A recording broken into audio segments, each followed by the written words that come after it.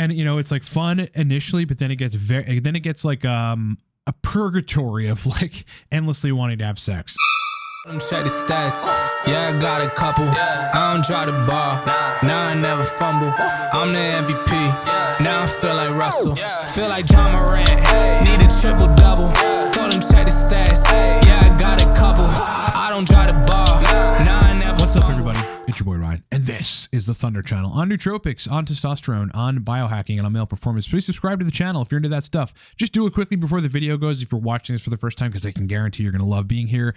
Hit the bell to get notified of all future content. If you end up liking the video, please like the video. No pressure or anything, bro. I'm not trying to strong arm you, but it would really make a big difference if you hit that like button, bro. If you didn't know, and those of you that do know the routine, a couple of products support this broadcast. Products that I built, the Torque Nootropic Stack is the most primary of them. We normally have the Cortex Stack available, which is out of stock, but will be back in stock in the end of this month, the beginning of August, with the new version of the Cortex Stack. And we got a bunch of Nootropics courses. I've got consulting and a bunch of digital nootropics and TRT guides, and you can do all that stuff in the description of this video. All right, friends, let's talk about how I injected libido fuel, and it changed my fucking life. Honestly, not that dramatic, but it was very potent, and the libido fuel that I am talking about, if I can get this to focus, is testosterone propionate. Okay, testosterone propionate is a very short-acting testosterone. Okay, most of this prescribed testosterone, solutions now have long esters, meaning they take a while to peak and they stay active for a long period of time. It's not just a straight shot of testosterone. It just sort of slowly goes like this, gets to a peak, and then it slowly declines thereafter, leading to more stable blood levels of testosterone, which isn't always a good thing based on your goals, for the record. And everybody, that's like the gospel now. That's like, you must have stable levels. Well, your diurnal rhythm really isn't stable. It goes like this. It peaks in the morning. It goes throughout the day. It starts to drop at night. And then it peaks again the next morning. The longer esters, like testosterone propionate or enanthate, those are, I would say, potently more anabolic, right? You got more IGF-1 from the estradiol conversion, which is actually more constant than in some of the shorter esters, which just peak testosterone and thus estradiol. You're also, you're having continuous androgens around being anabolic, so you're almost consistently at least therapeutic levels, 800 nanograms per deciliter plus total testosterone. But, in a lot of cases, you're essentially at supraphysiologic levels for consistent periods of time. So, the longer esters tend to be more anabolic. Okay, great. But when it comes down to TRT, and like what you're trying to do with your sexual function or your androgenic function or your anabolic function or your whatever, what are your goals? Your goals have to influence what ester you're using. Now, testosterone propionate has a very, very short half-life of 0.8 days, or just about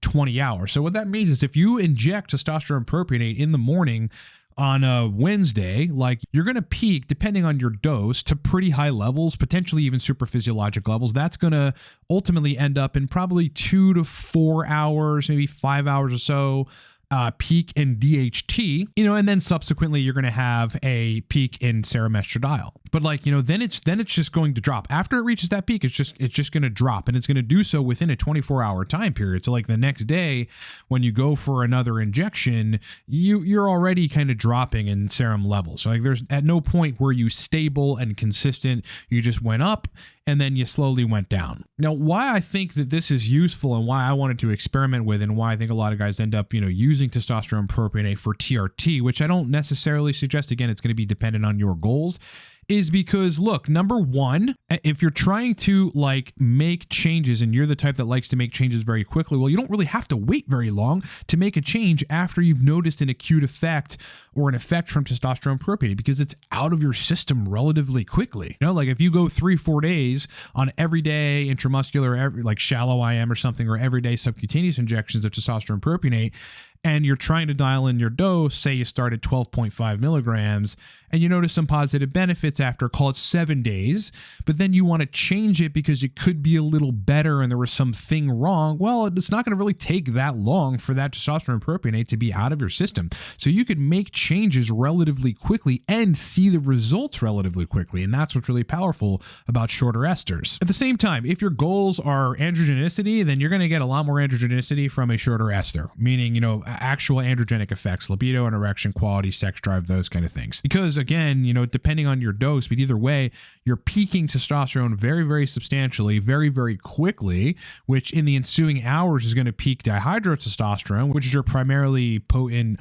sexual androgen. Yes, you are going to get a higher peak of estradiol as well. So keep that in mind. I'm going to get to that in terms of my experience. But again, depending on your goals, like that may just be more useful for certain people. So that's testosterone propionate, shorter half-life. You can manipulate it easy. It doesn't stay in the system very long. You get a peak of testosterone very, very quickly, dude. And you can make changes, in short order. So let me talk about my experience with doing it. Now, the reason I brought this in was just to experiment. And I have no interest. Like, my protocol was fine, right? So I'll start off with my dose. I started off dosing 14 milligrams a day. Okay, 14 milligrams a day. I was dosing subcutaneously, switching injection locations from my quads, basically my thigh area, to my belly fat. My typical testosterone cypionate dose is 17 milligrams a day. I had just gotten off of my anabolic dose of 180 milligrams a week and bumped it all the way down to 120 or something. But to get the equivalent of about 120 milligrams of cypionate with testosterone propionate, you actually have more testosterone because there's a very short ester attached. You actually end up getting a slightly more testosterone in milligram quantity compared to testosterone cypionate.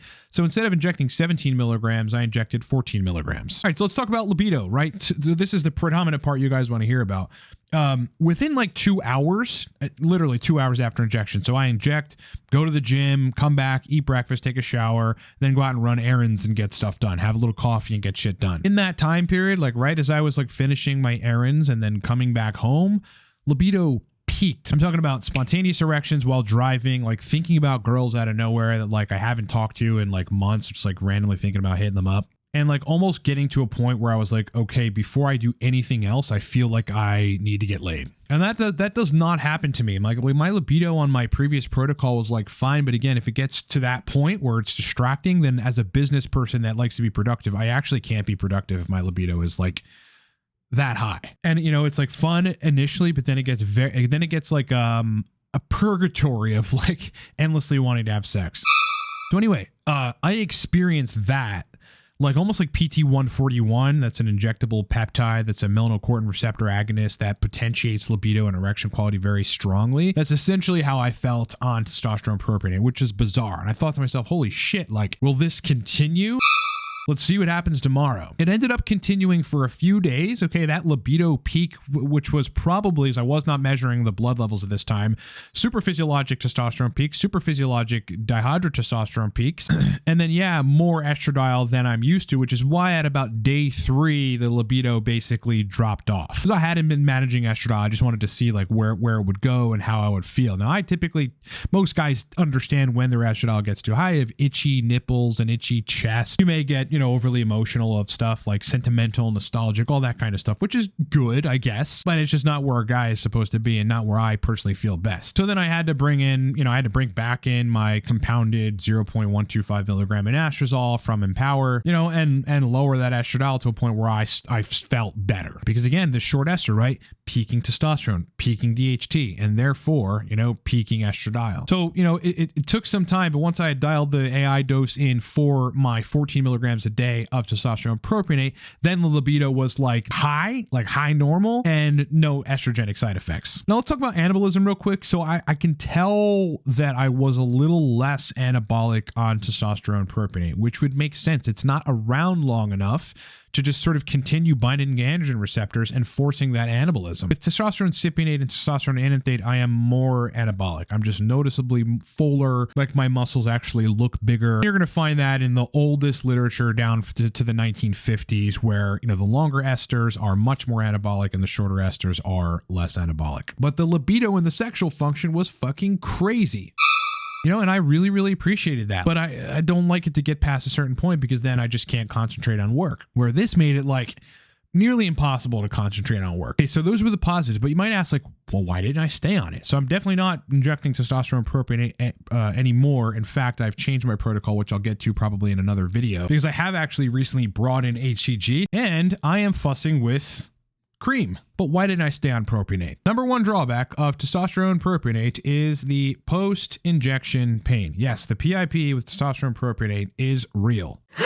I mean, it's like it doesn't hurt necessarily significantly while you're injecting, but 30 minutes later, hour later, the whole day, basically, you have this semi-welt wherever you injected, and it does tend to pool up and not to disperse as easily or as adequately as you might, as like testosterone propionate does, which is usually very smooth sub-Q. And yeah, the PIP hurt. I mean, it was manageable. A lot of guys on Reddit or whatever like, oh, the PIP is too much. It's like, okay, yeah, bro, grow a pair. All right, it's not that terrible. It was like it was manageable. I could go throughout my day, but like, yeah, it actually did hurt when I would like touch my stomach or touch my leg where I injected, or even if I wasn't touching it, it hurt. So that was one of the big drawbacks. Like, I would like to interact with testosterone in a way which does not, cause me pain throughout the day. The second drawback was the subcutaneous lumps, right? So like, sometimes if you inject far too much propionate or ananthate, you might get subcutaneously, you may end up getting like a pool of the oil that kind of builds up subcutaneous under the tissue. That's the depot, right? And then it eventually just clears because it's